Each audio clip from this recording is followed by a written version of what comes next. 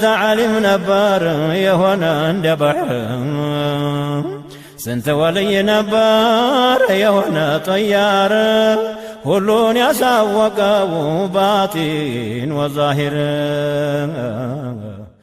ሰላም አለይኩም ወራህመቱላሂ ወበረካቱ። ውድ የራሃ ጀማዓ ፕሮግራም ተከታታዮቻችን ከስቱዲዮ ወጣ ብዬ አሁን ወደ ኮልፌ የሙስሊም መቃብር ግቢ ውስጥ እየገባሁ ነው የምገኘው።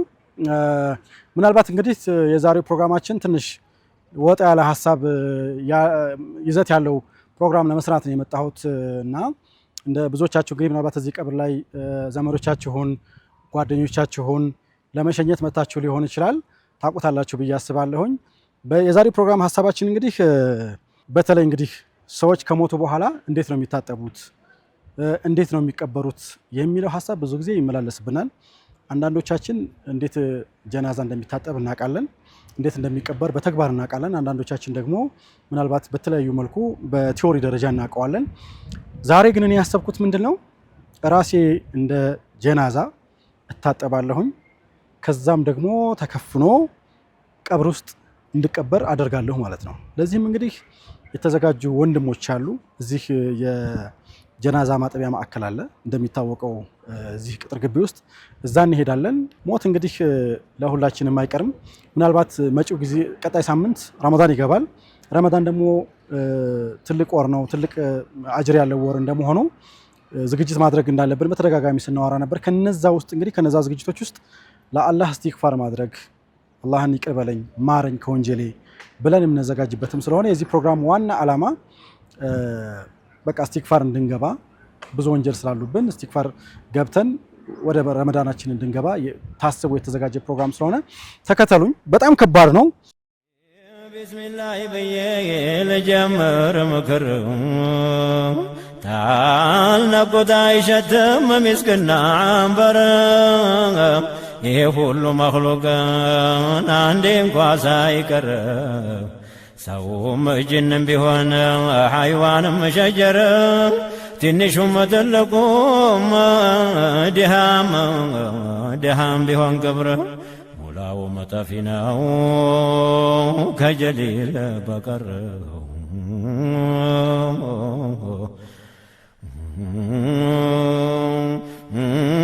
ስንት ዓሊም ነበር የሆነ እንደ ባሕር ስንት ወልይ ነበር የሆነ ጠያር ሁሉን ያሳወቀው ባጢን ወዛሂር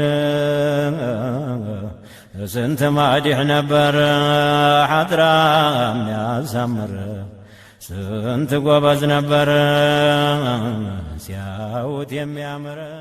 ብስሚላህ ራሕማን ራሒም አልሐምዱሊላህ ረቢል ዓለሚን ሰላቱ ሰላም ዐላ ረሱሊላህ ሰለላሁ ዐለይሂ ወሰለም። እንግዲህ ሁላችንም አላህ ባለው ቀንና ባለው ጊዜ ሁላችንም እንሞታለን። ማንም ሰው ከሞት አይቀርም። ምናልባት የጊዜ ጉዳይ አላህ ሱብሓነሁ ወተዓላ የቀጠረው አላህ ሱብሓነሁ ወተዓላ ያለው አጀል እስከሚደርስ ድረስ ነው የምንኖረው። እንግዲህ ሞት የእድሜ ክልል፣ የብሔር መረጣ፣ የሀገር መረጣ፣ ይሄን ደግሞ የቦታ መረጣ የለው። ጀዛከላሁ ኸይረን። ጀናዛ ልክ እንደመጣ ጀናዛ ቤት ይገባል። ከገባ በኋላ እቺን ፎጣ እናስቀምጣለን። እቺ ፎጣ ምንድነች ከተባለ ነቢያችን ሰለላሁ ዐለይሂ ወሰለም በሐዲስ እንደነገሩን የወንድ ልጅ አውረቱ የማንኛውም ሰው ካሰተን የወንድ ልጅ አውረቱ ከጉልበቱ እስከ እትብቱ ድረስ ነው ማለት ነው። እትብቱና ጉልበቱ ድረስ ምን እናደርጋለን? ጀናዛ ፎጣ እናደርጋለን። ከዛ በኋላ ፎጣውን ልክ እንደምታዩት መልክ እናወጣታለን። ልክ እንደዚህ እናወጣታለን። ብዙውን ጊዜ አይን እንዲህ ተከፍቶ ነው የሚቀረው። አይን ተከፍቶ ስለሚቀር ምን እናደርጋለን? አይንን ልክ እንደዚህ አድርገን በሐዲስም ነቢያችን ሰለላሁ ዐለይሂ ወሰለም እንደተናገሩት ኢዛ ቁቢደ ሩሁ ኢተበዐ አልበሰሩ ሩሁ በሚያዝ ጊዜ አይን ይከተለዋል ብለዋል። ከዛ ልክ አይናችን እንደዚህ አይኑን እንመልሳለን። የሞተውን ሰው በዚህ ልክ አይኑን እንመልሳለን። አልመለስ ብሎ ካስቸገረን ሽፋሽፍቷ ሳትደርቅ ትንሽ ሰከንድ ትንሽ 1 2 3 4 ደቂቃ ሰከንድ እንዲህ እንይዛታለን። በዚህ ልክ አይን ይዘጋል። ከዛ በኋላ ምን እናደርጋለን? ልብሱን ባለበት ሁኔታ ነው የምናወጣው። ልብሱ አልወጣ ካለንስ ምናልባት ወፍራም ከሆነስ ማቹ በጣም ወፍራም ልብሱ ከራሱ ጋር የተጣበቀ ከሆነ ካሰተን በአሁኑ ሰዓት ብዙ ወጣቶች ቃሪያ ሱሪ የሚባል አለ፣ እሱን ይለብሳሉ። ያንን ማውጣት ካቃተን ጀናዛውን አንልጠው ወይ ደግሞ ከጀናዛው አንታገልም። ልብሱ በስፌቱ እንቆርጠዋለን በመቀስ ጭንቅ ተበባርጎ ቆርጥሞ ዘግዝቆ ልክ በዚህ ልክ ካወጣን በኋላ አለስልሰናል። ምን ብለናል? ከዛ በኋላ ምን እናደርጋለን? እቺ ቀለበት እሺ ብላ ላትወጣ ትችላለች። ብዙውን ጊዜ ቀለበቶች ዝም ብሎ አይወጡ። እሺ ካለችን አለች። አሁን እሷ አጋጣሚ አብዱራሂም ትወጣለች። ግን እቺኛው ቀለበት እምቢ ካለችን ወይስ ሳሙና ወይ ደግሞ የምናጥብባቸው ማቴሪያሎች አሉ፣ በነዛ አለስልሰን እናውጣታለን። አላህን በመፍራት ተጨንቆ ተጠቦ ይኸው እነዚህ ጨርቆች እናዘጋጃለን። እነዚህ ጨርቆችን ልክ እንደዚህ እንይዛቸዋለን። እንደዚህ እንይዛቸዋለን። ልክ እንደዚህ አድርገን እዛ በኋላ ወንድሜ እዛ ጋር ቆሞ ውሃ ይጨምርልኛል። ማልቀስ እኮ አይቀርም ከትብሎ ስቆ መበተኑ አይቀርም እንዲህ ሲድር ይባላል ወይ ደግሞ የቁርቁራ ዛፍ ይባላል ወይ ቀሲር ይባላል። ይሄ የምታዩት ልክ እንደዚህ ስንመታው አያቸው። እንደዚህ በምንመታው ጊዜ እንደዚህ አይነት አረፋ ይወጣል። አያቸው። ይሄ እንደዚህ አይነት አረፋ ቆንጆ አረፋ ይወጣል። ከዛ በኋላ ምን አደረገ? መጀመሪያ ያነሳሁትን ጸጉሩ ላይ እንደዚህ ፊቱ ላይ እና ጸጉሩ ላይ ይሄ አረፋውን እንደዚህ ያነሳው አደርጋለሁ። ዘንጋትና ይረባም እንዲህ ሱሪ ለቆ መዘንጋትና ይረባም እንዲህ ሱሪ ለቆ ከፈን ልክ ለወንድ ልጅ ስንት ነው የሚቆረጠው? 3 ይቆረጣል። ፈርዱ አንድ ነው ማለት ነው። ብቻ ነጭ ልብስ ነው የሚሆነው።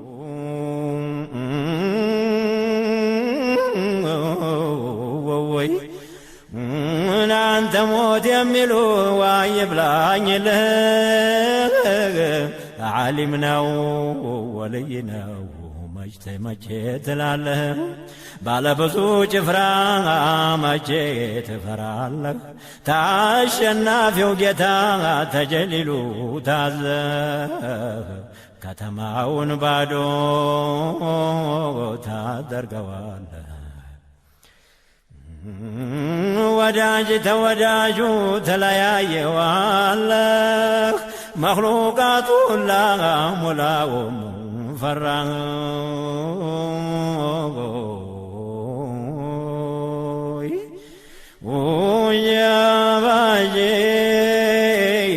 ባጀብም ገና ጥላ ሲዞር ድቅቅ ታደርጋለህ። ጀግና የተባለን ፈሪ ታረጋለህ። ፈጣን ቀልጣፋውን ዲዳ ታደርጋለህ። እልፍኝን አዳራሹን ባዶ ታረጋለህ። ኩሩን ጠጋቡን እሺ ቢስሚላህ። በመጀመሪያ በጣም አመሰግናለሁኝ። እስኪ እንደው ስምን እንተዋወቅ። ስም ማን ይባላል? እንዲሁም ደግሞ እዚህ ቦታ ላይ መካደም ከጀመርክ ስንት ጊዜ ሆነህ? ምናልባት የሚታወቅ ከሆነ እንደ በቀን በአቬሬጅ ምን ያክል ሰው ትቀብራላችሁ እዚህ ቦታ ላይ? ብስምላህ። በመጀመሪያ ደረጃ ስሜ አብዱሰላም ከድር፣ ያው በቲክቶክ ነፃ ሙሳ የለም። እዚህ ቦታ ላይ መስራት ከጀመርኩ እንደዚህ ዲቴል ገብቼ መስራት ከጀመርኩኝ አመት ከምናምን አካባቢ ነው። በቀን ደግሞ አቬሬጅ ምናልባት 4-5 የሚቀበርበት አጋጣሚዎች አሉ። ከዛም በላይ አሁን ላይ ከተማው ላይ የመቃብር ስፍራዎች ትንሽ ከበፊቱ የበዛ ስለሆነ ወደ ሌላ ቦታ እየተላኩም እዚህ አካባቢ ግን 4-5ቶች ይመጣሉ። በጣም ጥሩ። እስኪ ምናልባት አንተ ቲክቶክ ላይ ነው ማቀህ ነፃ ምሳ የለም የምታጋራቸው ታሪኮች አሉና ብዙ ጊዜ ደግሞ የነዚህ እድሜ ክልል ያሉ ሰዎች እዚህ ጤና ላይ ያሉ ሰዎች ሲሞቱ አዝናለሁ ብለህ ብዙ ጊዜ የምታነሳቸው ነገሮች አሉና እስኪ እንደው አጫውተኝ። የምትታዘባቸው ምን አይነት ሰዎች ይሞታሉ? እስኪ እንደው አንሳልኝ። አው እዚህ አካባቢ በጣም የሚያሳዝኑ ሰዎች ይመጣሉ። ያው የሰው ልጅ ሁሉ ያሳዝናል፣ ግን አንዳንዴ ቢኖሩልን ለኡማው ለዲኑ ይጠቅማሉ ብለህ የምታስባቸው ሰዎች አሉ። ገና ወጣት ህይወት ያልጀመሩ አሉ፣ ህፃናቶች አሉ፣ አዛውንቶች፣ አስታራቂዎች፣ ሽማግሌዎች አሉ፣ ይመጣሉ። እነሱ የሚመጡበት መንገድ ትንሽ ያሳዝናል። አሁን አብዛኛው ሰው ስታየው ዲኑን ረስቶታል። እኔ ያለሁበት የመጣሁበትም ሶሻል ሚዲያም ቲክቶክ ላይ ያለውን ነገር ሙስሊሞች ተዘናግተናል። ሞት እንዳለ አብዛኞቻችን ረስተናል። ሁሉም ሰው የሚያስበው ነገን ነው። አመታቱን ነው ህንጻ ገንብቼ መኪና ገዝቼ እነዚህ ነገሮችን ነው። ግን እዚህ አካባቢ ያሉ ነገሮችን ስታይ አምሽተህ እውላለሁ ውዬ ደግሞ አመሻለሁ የሚለው ነገር ረጅም ነው ማለት ነው። ለምን አሁን እዚህ አካባቢ የመጡ ሰዎች የመጡበት መንገድ በጣም የሚያሳዝን ነው። አሉ እናቶች ይመጣሉ፣ ህፃናቶች ይመጣሉ፣ አባቶች ይመጣሉ፣ ወጣቶች ይመጣሉ፣ ሙሽሮች ይመጣሉ፣ ብዙ አይነት ሰዎች ይመጣሉ።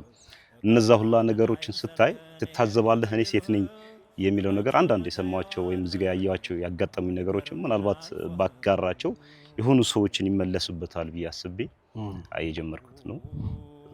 ምን አንተን እስኪ እንደው እስከዛሬ ከቀበርካቸው ሰዎች ውስጥ ለየት ያለ እንደው የምትለው እስኪ አንሳለኝ። ለየት ያለ ማለት በየቀኑ ብዙ አይነት ነገሮችን ታገኛለህ፣ ያጋጥማል። ድንገተኛ ሞቶች ናቸው በብዛት እኔ መናገርም ማስተላለፍ የምፈልገው። ለምን ከኔ በላይ እዚህ የቆዩ ሰዎችን ብጠይቃቸው በጣም ብዙ ነገሮችን ያካፍሉሃል። ግን ለየት ያለ ነገር ማጋራት የሚፈልገው ነገር ድንገተኛ ሞቶች ናቸው። በጣም እየበዙ ስለሆኑ ማለት አሁን አብዛኞቻችን ረስተናል ሞት እንዳለ። ቅድም እንዳልኩ ትዳር ይዤ ልጅ ወልጄ የሆነ ነገር ነው የምናስበው። ጠዋት ወጥቶ ነበር ወደ ቤት አልተመለሰም። ማታ አራት በልቶ ተኝቶ ነበር ጠዋት አልተነሳም። ፈጅር ሰግዶ ለቁርስ ሲቀሰቅሱት ሞቶ የተገኘ ድንገት ወንድም ራት ይዞ ለማምጣት በወጣበት እስኪመለስ ድረስ ወንድም ሞቶ የተገኘበት ሀታ ራት በልቶ ከበላ በኋላ እጁ ለማሳጠብ ሀዲማን ወጣ እስክትመለስ ድረስ ሞቶ የመጣ ሰዎች አሉ። እነዛ ነገሮች ትምህርት ቤት ተሸኝቶ ወደ ትምህርት ቤትም ሳይሄዱ ልጆቿን ትምህርት ቤት ሸኝታ ልጆች ከትምህርት ቤት እስኪመለሱ ድረስ መጥተው የቀበርናቸው ብዙ ሰዎች አሉ። ያው እንደምታዩ ይሄ አካባቢ ከ1000 ምናምን በላይ ሰዎች ነው የተቀበረው። አሁን አምና ከኛ ጋር እዚች ምድር ላይ 1000 ምናምን ሰዎች ነበሩ። አሁን ላይ ግን 1000 ምናምን ሰዎች የሉም እዚህ ቦታ ላይ በአመት ብቻ ወደዚህ ማለት እሱም ኮልፌ ላይ ብቻ የተቀበሩ ማለት ሌላ ቦታዎችን ሳያካትት እነዛ ነገሮች በጣም አስደንጋጭ ነገሮች ናቸው። በቅርብ ውስጥ አጋራቸው የነበሩ የቀብር ታሪኮች ተነሳ ነበርና አንድ ሁለቱን እስኪ እናንሳ። ምናልባት ይሄ ከረሃብ ጋር እየይዞ የመጣ የአንዲት ደግሞ የመቃብሩ ተደርምሶ ምናምን የሚል ያነሳው ታሪክ አለ። የ8 ወር እርጉዝ እንዲህ ነገሮችን እስኪ እናውራ። የ8 ወር እርጉዝ ያልኩትን አንድ እናት 8 ወር ያው ለመውለድ እንደ ሳይንሱ 9 ወር አይደል? 9 ወር ለመውለድ 1 ወር ሲቀራት ነው እቺ እናት ወደዚህ የመጣችው። ማካፈልም የፈለኩት አሁን እሷ ቤተሰቦቿ ይጠብቁት የነበረው ልጃችን ልጅ ትሰጠናለች ነው። አባትም ልጅ ትሰጠኛለች ባለቤቴ ነው። እሷም ልጅን ወልጄ ምን አይነት ልጅ ነው ቤተሰብም እንደዛ ጓደኞቿም ከዛሬ ነገ እሷ ትወልዳለች ብለው ነበር ሲጠብቁት የነበረው። ነገር ግን እኛ እንደምናስበውና ቤተሰቦቿ እንደሚያስቡት ሳይሆን አላህ እንደወሰነው ሆነ።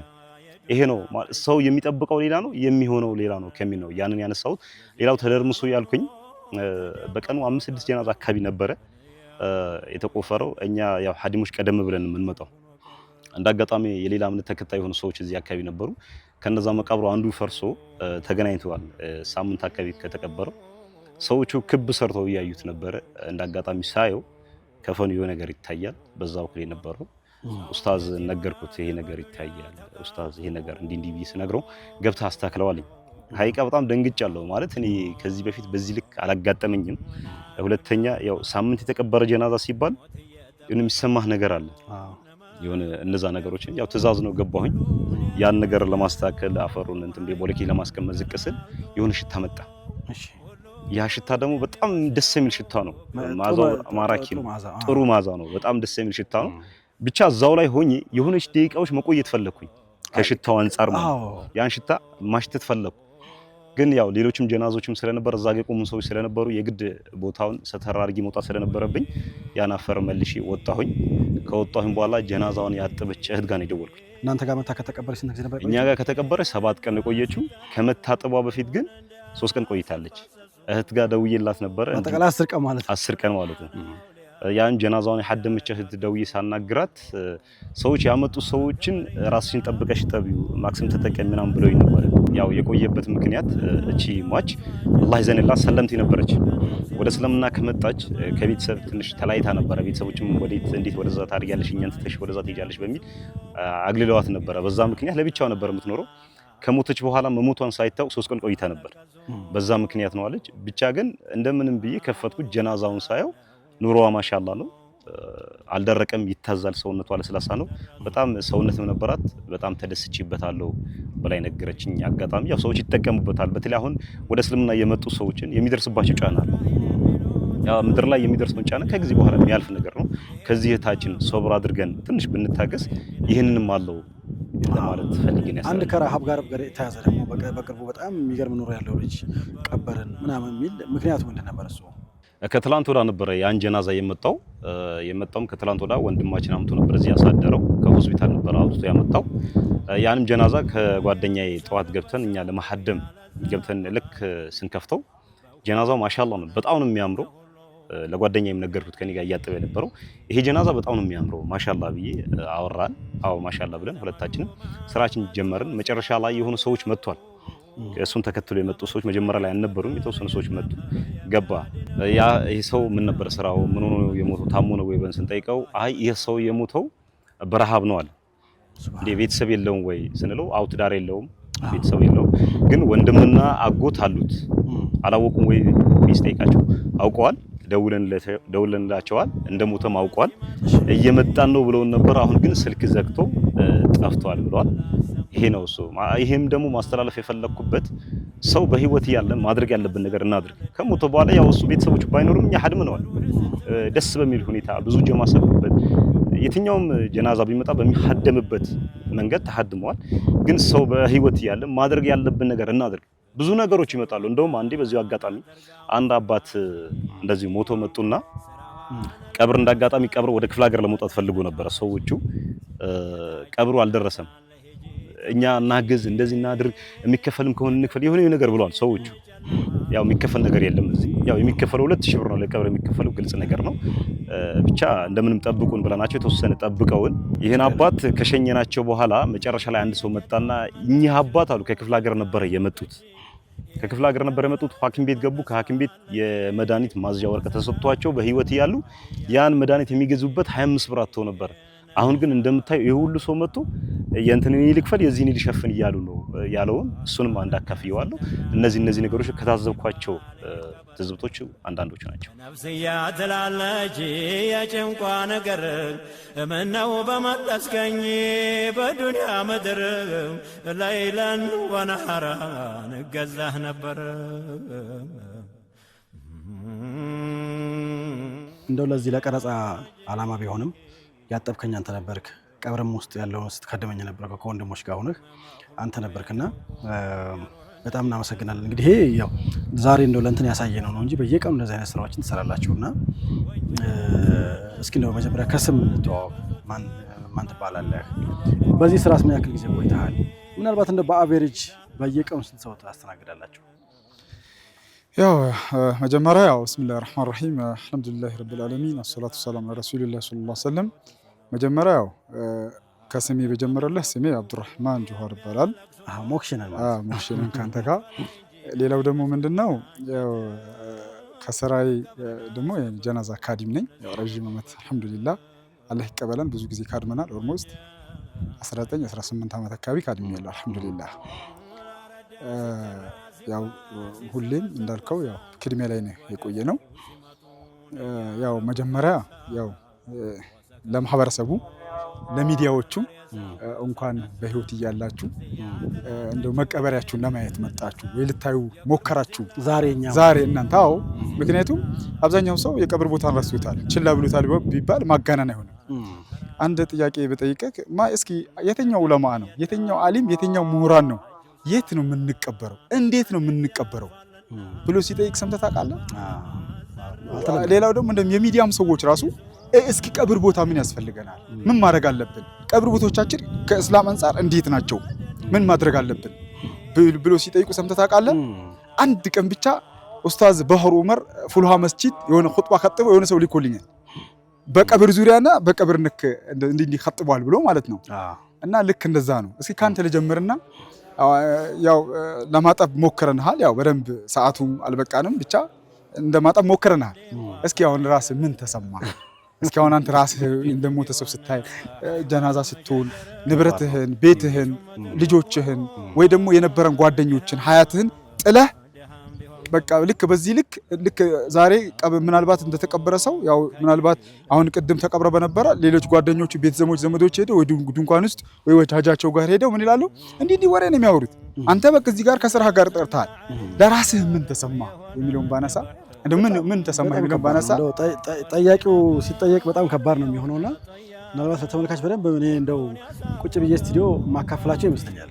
በጣም ከባድ ነው እንትኑና ግን አሁን እንደው እኔስ ዛሬ እንደው በዚህ መልኩ መጣን ውስጤ ትንሽ ሊያውቀው ይችላል። በጣም ያስደነግጡ ነገሮች አሉ። ምናልባት ካለን ጊዜ አንጻር ባወራ በጣም ሰፊ ስለሚሆን እናንተ ግን አሁን እንደዚህ እነዚህ በየቀኑ እንግዲህ 4 5 6 ሰው ስትቀብሩ ያው ጀናዛም ይዛችሁ መጣችሁ ከዛ አጥባችሁ ስትቀብሩ ምን ስሜት ይሰማሃል? እንደው አንተ ለምዳችሁታል ማለት ነው እናንተ? አብዱሬ ምን መሰለህ ጀናዛ አይለመድም። ጀናዛ አይለመድም መቼም አይለመድም። እንደሌላው ስራ ኦልሞስት አሁን ምሳሌ 10 ጀናዛ ካድመ 11ኛው ሲመጣ ትደነግጣለህ። ይሄ የራሱ ተፈጥሮ ነው መሰለኝ ሳየው። አሁን እኛ ረጅም ዓመትም ብንኖር ጀናዛ አይለመድም። ይለመዳል ብለህ እንዳታስብ። ሁሉም ጀናዛዎች የራሳቸው የሆነ ባህሪ፣ የራሳቸው የሆነ ሽታ፣ የራሳቸው የሆነ አሟሟት አህዋል አላቸው። ይሄን ረጅም ዓመት ክድሜ ያለ ሰው ነው። ሁሉም ጀናዛ ጉድጓዳቸው አንድ አይደለም። የሚገርም ነገር ሁሉም ጀናዛዎች ስታያቸው አንድ አይደሉም። ስታያቸው ማለት ነው በቃ አጠቃላይ አሟሟታቸውን በል እንደገና ደግሞ ሁሉም ጀናዛዎች ልክ እንደ ሰው ልጅ ባህሪ እንደ ሰው አህዋል ይለያያሉ።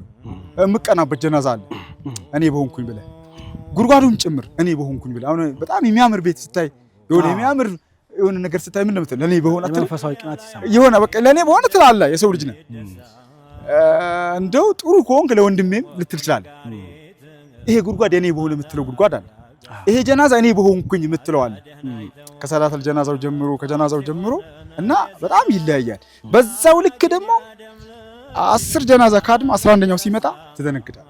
ራሱን የቻለ እንደሌላው ስራ በቃ አይለመድም። ይሄን አታስበው። አንዳንድ ስራዎች እኮ ለየት ያሉ ይሆኑና ለሌላው ሰው በጣም ያስደነግጣሉ ወይ ደግሞ ያስፈራሉ ወይ ምናምን፣ ለሰውየው ግን ይለምዳል። እንደው በኤክስፒሪየንስ ይለምዳል። ምናልባት 19 ዓመት እንግዲህ ጀናዛ ስትቀብሩ ስታጥቡ የሚገጥማችሁ ነገር አለ። አሁን እኛ ሰው ልጅ በሁለት እግሩ የሚሄድ ሰው ወይ ሲታመም ነው ሞታለሁ ብሎ የሚያስበው ወይ እድሜው ገፋ ሲል ወይ ደግሞ ቀጠናው ጦርነት ሲሆን ምን ሲል ስጋት ውስጥ ይገባል። በቃ ልሞት እችላለሁ ብሎ ያስባል። እናንተ ግን እንግዲህ ይህን ሁሉ ታዘባላችሁ። በየቀኑ መጣ ጀናዛ ታውቃላችሁ። ስም መዝገባችሁ እድሜያቸውን በምን ምክንያት እንደሞተም አብዛኞቹ ይታወቃሉ። መዝገቦችን እያየሁ ነበርና እንደው ሰዎች በተለያየ መልኩ እንደሚሞቱ ብናቅም ግን እስኪ እንደው ካንተ አንደበት እንስማ። ወይ ደግሞ ለየት ያሉ አሟሟቶችም እንደው ለካ በዚህም ይሞታል ማለት ነው ሰው ለካ ይሄን ያክል ዝግጅት ሳያደርግ ይሞታል የምትላቸው ታሪኮች ካሉ? የሚያስተናጋግጡ አሟሟቶች አሉ። ምሳሌ ፉጃተን ድንገት በተለይ ሀጃ ሰርግ ላይ ያሉ የሆነ በቃ ሀጃ ፕሮግራም ላይ ያሉ እዛ ፕሮግራም ላይ አጃላቸው ደርሶ ውዱ እያደረጉ በሆነ አህዋል ሰው ሲሞት እነዚህ ከባባድ ናቸው። ሙሉ ቤተሰብ ከአንድ ቤተሰብ 4 ሰው 3 ሰው ባንዴ ገጥሟቸው ያውቃል። አዎ በጣም ብዙ ነው እንትን የምታየው። ያ አህዋል እንደ ሰውኛ ያው ያስደነግጣል። እንደ ሰውኛ በጣም ያሳስብሃልም ጭምር ማለት ነው። በቃ ልክ እንደዚህ ያው ከአንድ ቤት ሙሉ ሰው ሲሞት በቃ ሌላው ደግሞ ምንድነው አንድ ቤትን የሚመራ ሰው ሲሞት ያ ሰው በር ከፍቶ ነው የሚሞት። በአንተ በቤተሰቡ ብቻ ሳይሆን በማህበረሰቡም ጭምር ምንድነው ለሞቱል ዓለም ይላሉ አይደል? የአንድ አዋቂ መሞት የዓለም መሞት ነው፣ የዓለም መሞት ይባላል። ልክ እንደዛው የሆነ ማህበረሰብ ላይ የሆነ እየሰራ ያለ ሰው ሲሞት በር ከፍቶ ነው የሚሞት። ቤተሰቦቹ ብቻ አይደለም በቃ አጠቃላይ ማለት ነው።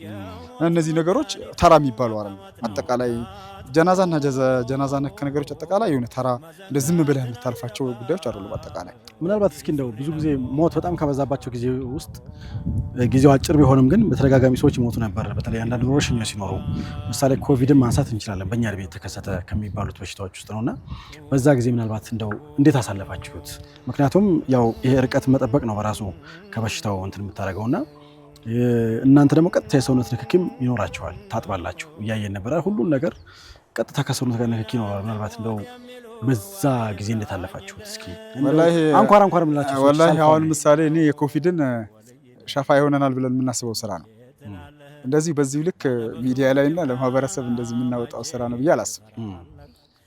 ምክንያቱም የኮቪድ ጊዜ ያለፍንበት ሀያት ከባድ ነው በጣም እንዲህ ተብሎ የሚነገር አይደለም።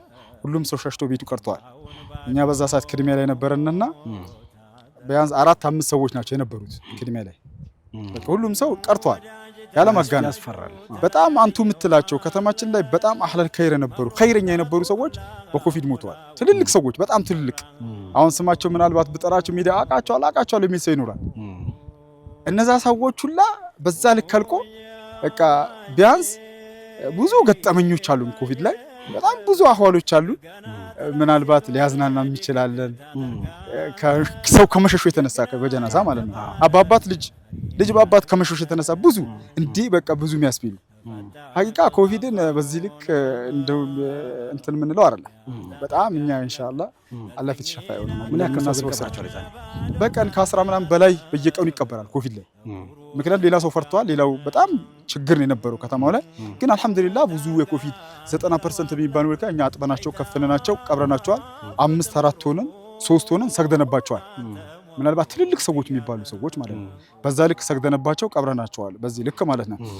በዛ ልክ ካድመናቸዋል እና የኮቪድን እንትን እኔም ጓደኞቼም የተቀበሩትም ሰዎች ኢንሻአላህ ቂያም ቀን አላህ ፊት እንገናኛለን ይያለ በዚህ በቀልድ ዝም ብለን ምን ለቀው አይደለም ብዬ ነው የማስበው። ምክንያቱም በጣም ብዙ እውነተኛ ነገሮችን አይተነበታል።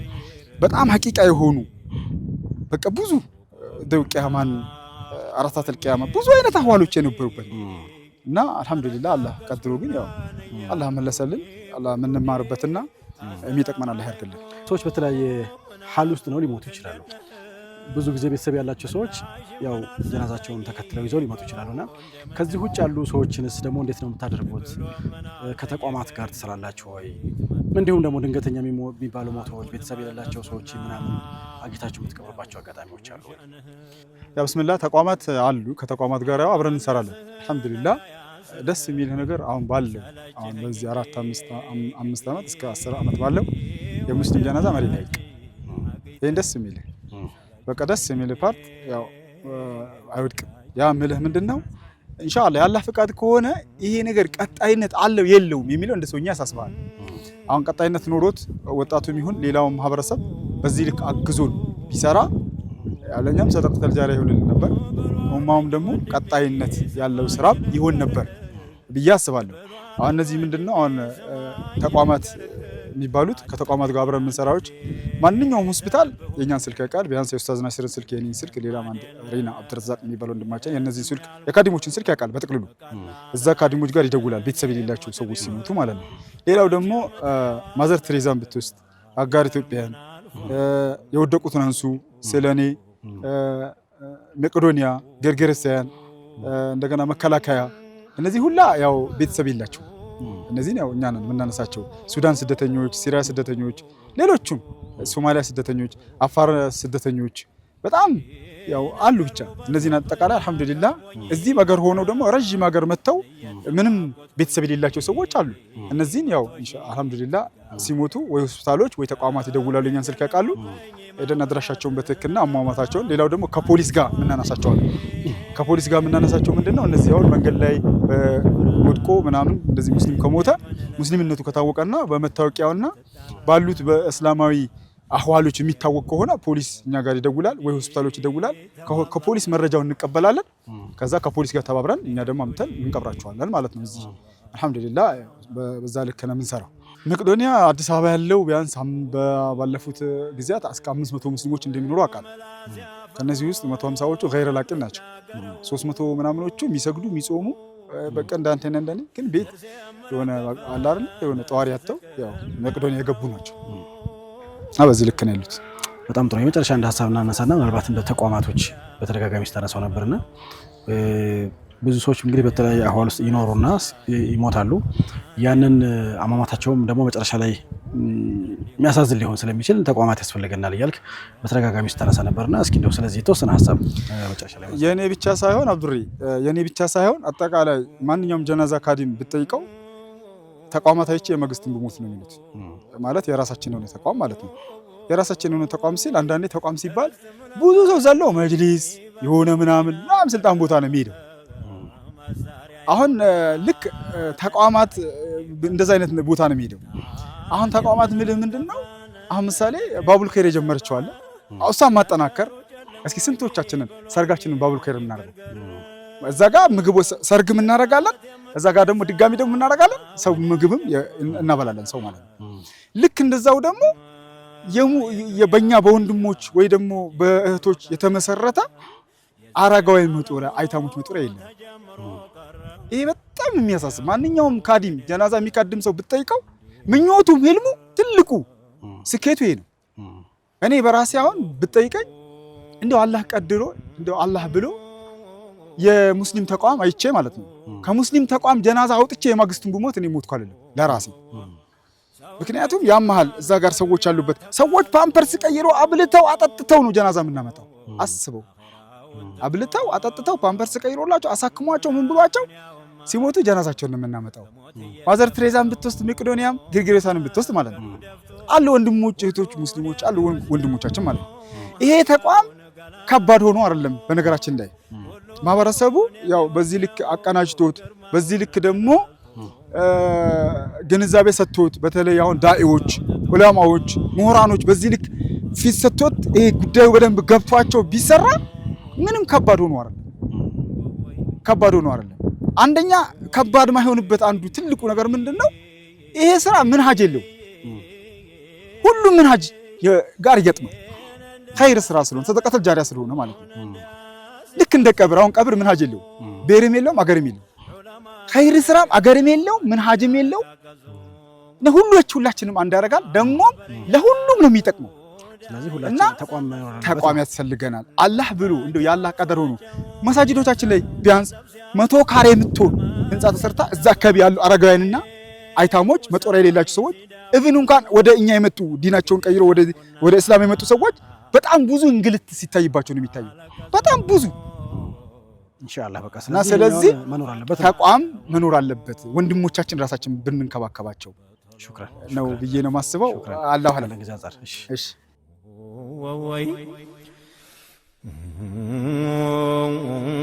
ናዝራኤል የሚሉትን አለብን እንግዳ ይሄን ሁላ መክሉቅ ተራ የሚነዳ ማደግደግ ነው እንጂ አይባልም ወዳ የነበረው ሁላ ሙላው ተነዳ